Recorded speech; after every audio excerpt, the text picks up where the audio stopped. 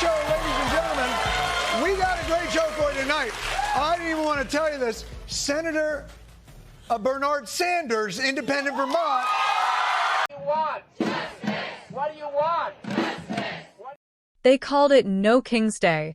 Millions flooding streets from Boston Common to the Mall in Washington, from packed blocks in New York to small towns you've never heard of. 7 million people, organizers say. 3,000 events, they say. Costumes, flags, chants. No kings in America. Democracy, not monarchy. Make America good again. It looked, for the most part, like a huge, noisy love letter to a very old idea, that our government should answer to us, not to a throne. So, what are we watching here? Is this mass movement a freakout or a defense of democracy? Is it a fringe tantrum or a national wake-up call? Because the moment you step back and look, it's not just a bunch of signs. It's a question about what kind of country we want to be.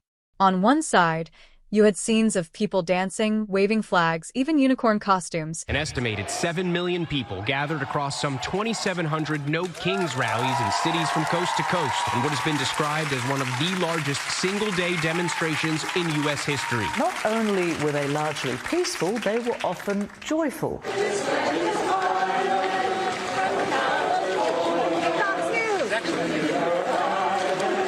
A strangely joyful kind of protest. On the other, leaders called it something else entirely. The Speaker of the House and the President labeled the rallies Hate America events, warned of violent rhetoric, and painted these crowds as unrepresentative. Which view is closer to the truth? Is it possible both are right in different ways? Think about the irony. If the critics are right and the president were a king, would anyone be allowed to gather like that? The fact that millions can march, chant, and broadcast their outrage, isn't that proof the system still works, at least in form? Or is the spectacle masking something deeper? A fear that democratic norms are fraying so badly that people feel they must flood the streets to be heard? You hear the language in the crowd. Courage, democracy, refusal to normalize the abnormal. You hear it in the speeches too. A reminder that tyranny needs our fear and our silence. We call it the Hate America rally. I bet you see pro-Hamas supporters. I bet you see Antifa types. I bet you see the Marxist in full display. This crazy No Kings rally this weekend, which is going to be the farthest left, the hardest core, the most unhinged in the Democratic Party. That's classical rhetoric, and it resonates because it's personal. It asks you, when does quiet acceptance become complicity? When does doing nothing count as consent? Who gets to decide where that line is drawn? And politics being what it is, the symbolism is quickly spun. The administration frames these as small, ineffective, paid-for signs and fringe actors. The protesters and many observers on the ground see something bigger, a groundswell of people who feel stripped of voice, who see institutions bending to power, and who are saying loudly that cannot stand. So, what did the rallies look like up close? In Boston, 100,000 on the Common. In D.C., federal employees and everyday people spilling into streets while the government gridlocked. This, to me, is a colossal waste of time. And for these people, you wasted your Saturday. It's like a Comic-Con. They have costumes and hashtags. They're silly protesting, and they don't know how dumb they look. Absurdist costumes. They look silly. They certainly don't look serious. The crowd, made largely up of what many are saying are gray hairs, boomers. A bunch of boomers. A lot of older, angry white boomers. It's a sea of white people. In New York, blocks and blocks across all 5 boroughs. Peaceful, for the most part, with a few charged moments and a lot of performative pageantry. But the question is not about how pretty a march was. It's about what the march signifies, a mass refusal to accept a certain direction in governance. And here's another angle. Politics is local, they say, and that was true. People showed up for specific grievances, the economy, the courts, appointments, the tone of politics. Yet the event also feels national in its reach. What happens when local grievances become a national chorus? Does that amplify real democratic pressure, or does it become an echo chamber that careens into tribalism? Listen to how the rhetoric shifts when leaders respond. The administration points to violent signs and rhetoric, fascists must die and other extreme chants, and uses that as a cudgel to delegitimize the whole movement. Is calling out violent rhetoric fair and necessary? Absolutely. But does one loud sign represent the whole? Does a few ugly moments erase millions of peaceful protesters? Or is the real story about how both sides weaponize singular moments to tell a larger narrative? And then there's the memory game. Politicians reach back to moments like the deplorables or viral lines from the last election cycle and use them like live ammo. It's political theater. You throw out a phrase, it sticks, and the narrative gets built on that sticky mess. Which brings us back to the core question. Who is shaping the story, and to what end? What do you think when you see a crowd that large? Do you feel reassured that democracy is active, noisy, and breathing? Or do you feel alarmed, thinking that this is a symptom of a deeper breakdown in how political power is expected to be exercised? Do marches like this bring us closer to problem solving or farther into polarized spectacle? Takeaway?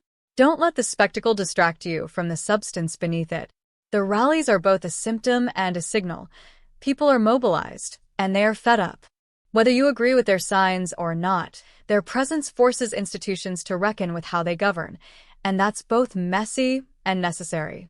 So here's the last question for you, the one that sits quiet after the chants fade. When citizens mass in millions to say no, what does government owe them next? Answer that, and you start to see whether this moment will fade into another headline or become the hinge for something bigger. They called it No King's Day. Millions of people flooding parks, streets, and squares from Boston Common to the National Mall, from packed blocks in New York to small towns you'd never expect. 7 million, organizers say. 3,000 events. Unicorn costumes, American flags, chants of No Kings in America and democracy, not monarchy. It looked, for a moment, like the country had decided to show up and insist on a simple thing, that our government answers to us, not to a throne. So, what are we watching? Is this a fringe meltdown or a mass cry for civic repair? On the one hand, you have dancing, costumes, families, and federal workers standing shoulder to shoulder, the kind of chaotic, joyful civic expression that makes you think democracy still breathes. On the other hand, you have the administration calling it Hate America rallies and the president pointing to a few ugly signs as proof the whole thing is manufactured. Which version do you believe? The spectacle or the signal? Listen to the people on the ground. They're not all dyed-in-the-wool activists. They're veterans, lawyers, moms, small-town Christians, ordinary Americans who say, with real feeling, that they love this country and are scared about its direction. One woman told it plainly. She checks all the boxes, veteran mom, Christian, and she said, I am a patriot. That line lands. It complicates the caricature the administration wants to sell, that these are outsiders, paid protesters, fringe actors. What if a movement that large is made up of people who feel alienated precisely because they care about the republic? And there's the irony. Critics say, if Trump were a king, none of this would be allowed. So the fact that millions can march and chant is evidence the system still works, at least in form. But form without trust is brittle. When people flood the streets because they feel unheard, the spectacle might be both symptom and alarm bell. Are these marches a pressure valve that prevents worse things, or a warning that the valve is rusted? Politics being what it is, both sides weaponize the moment. The administration points to violent rhetoric, fascists must die, and other extreme chants, and uses those clips to delegitimize the whole. That's fair to call out. But does one ugly sign cancel out millions of peaceful voices? Or is the whole moment simply a canvas onto which each side projects its fears? The answer matters because narratives shape policy. If you can paint an entire movement as dangerous, you can ignore its demands. If you can paint its critics as monsters, you can dismiss their grievances. And then there's the question of efficacy. What happens next? Millions marched. Where does that energy funnel? Midterms? Local organizing? Or does it dissipate into hashtags and headlines? Organizers and participants I heard from weren't all marching for the same thing. Some were furious about the shutdown. Others were worried about the courts, about appointments, about a tone in politics that feels irreversible. The larger question is tactical. How do sparks become change without burning down the consensus we need to make change stick? This moment also exposes something older and uglier, the memory game in politics. Every side dredges up old lines, deplorables, viral gaffes, past insults. Those phrases stick, and once they do, they shape how millions interpret events that follow. So when leaders say the protesters are unrepresentative, they're relying on that memory to do their work. When the protesters say they're defending the Constitution, they're invoking a different memory of a republic that once felt like it belonged to everyone. So, what should you feel when you see a crowd that large? Hope? Apprehension? Maybe both. Mass protest is messy and necessary. It forces institutions to reckon whether they like it or not.